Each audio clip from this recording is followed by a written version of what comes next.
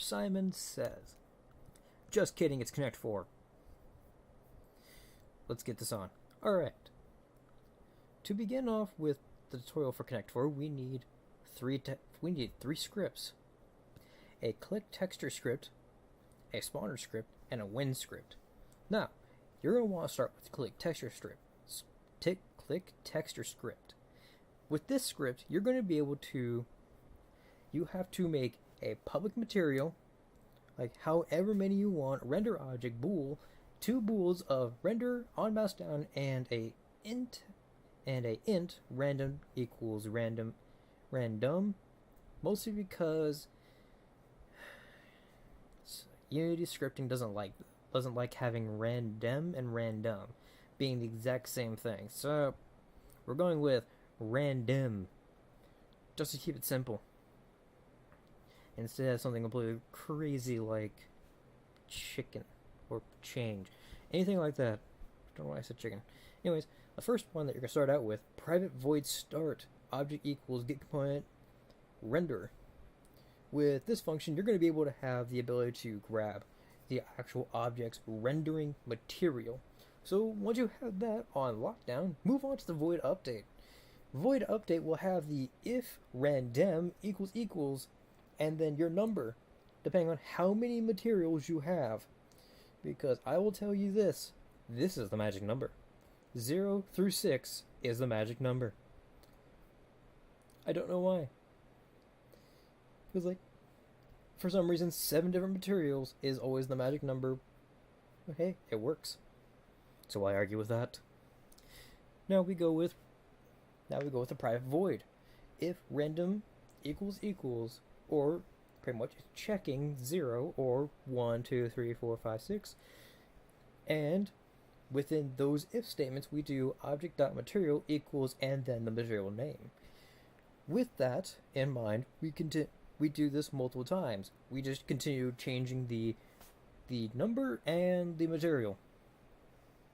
After that, we put if on mouse down equals false or equals false. That means the material will continue to change unless the mouse is clicked.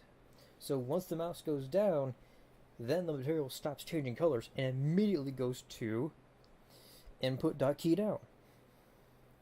Once input.keyDown is set to true, then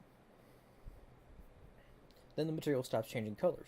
Now, the way how this works is the random equals random.range 0 through 6 is pretty much activated completely by the on mouse down.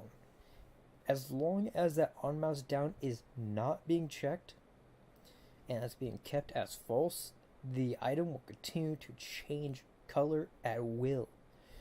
So there's no stopping it. So if you want like one piece to continuously change colors, just hit that button, hit the spawner once, and it will just keep going.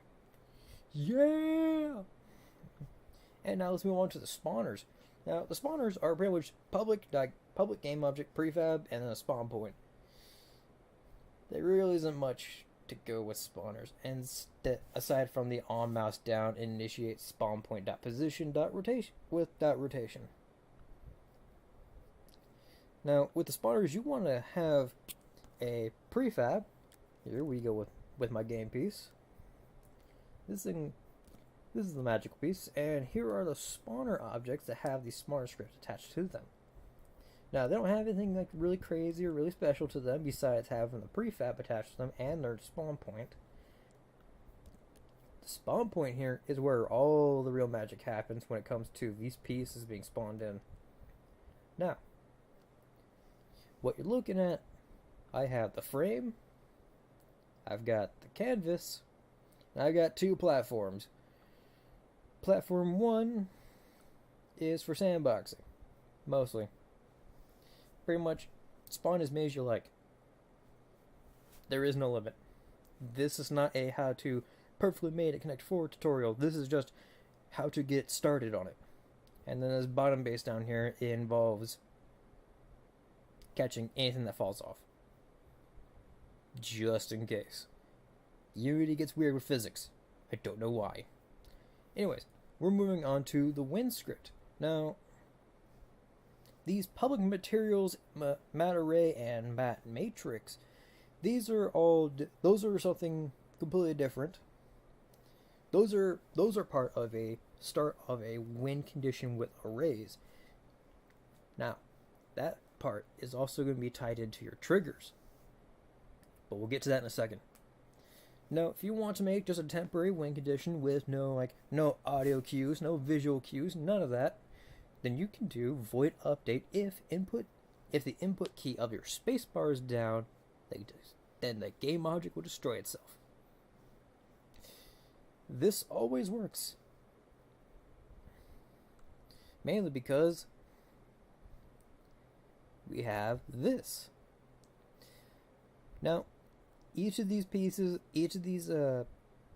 buttons, which are tied to the canvas, will spawn a piece. Now, if we go to the canvas real quick, if I can open it, each button is labeled specifically for their row. The spawners, which are actually event systems, are actually tied to each spawn row, and then their spawn point.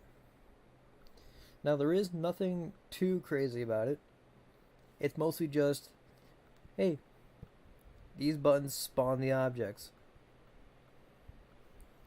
If you want to have it to where you actually have a different button or a different cue system to actually have these game pieces spawn, be my guest. I won't stop you.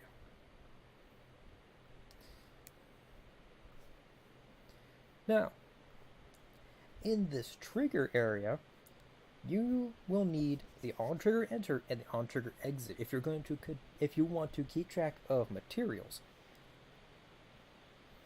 Listen to me for a second. Public void on-trigger enter and public void on-trigger exit has a detection matrix, and they also call in the win script. The win script has everything you'll need once it's being called in by this script. Almost. Actually, everything you need for this script is just at the top. Now, public int, you'll need a public int, two of them at least, both using the exact same int because you don't want to make two. And a public win, which is the calling of the other script. You also have a game object, which is pretty much obj. Or you can name it whatever you want, it doesn't really matter. Just as long as it's pretty much clear and concise. Now, on trigger enter, if a game object slides into this area and it matches the same material, then it keeps track of that game piece. But if it slides out of that trigger and it's not the same material, or it's definitely not the same material, the game piece will be still keeping track of each other. The only difference is one is out of the trigger and the other one is in it, but they're both different materials. So at that point, you would be changing up your matrix. And keep in mind, this matrix really does help if you know what you're doing. You've got your get component material, which is able to keep track of what materials actually there during the entrance, though it may prematurely win the game while it's cycling through the materials. But that's a rare occurrence that has a very low chance of happening. Very, very low. But anyways, that is the tutorial for Connect 4, a starter guide.